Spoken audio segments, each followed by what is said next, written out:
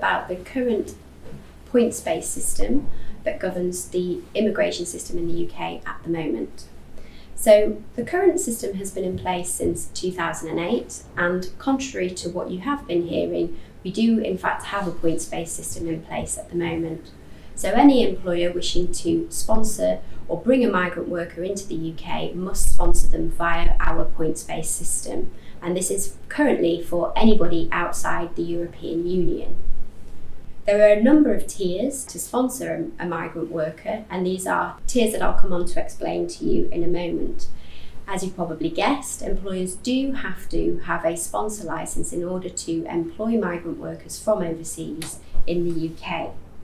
The migrants have to earn points in particular areas in order to be sponsored based on attributes, English language and maintenance.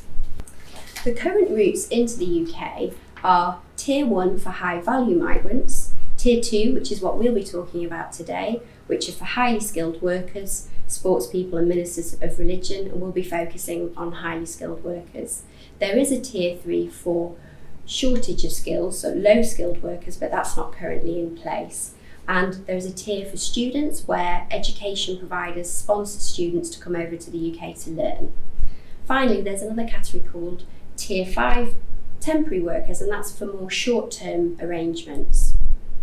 There are a couple of other categories on other routes that I'll talk to you about in another section. So for most employers, Tier 2 is going to be the most relevant route, and in order to become a sponsor for a Tier 2 visa, you would have to apply for a sponsor licence. Once you've applied for the licence, you have to assign a certificate of sponsorship, and the migrant worker needs to be able to apply for both the visa and have a certificate of sponsorship in order to be able to work in the UK.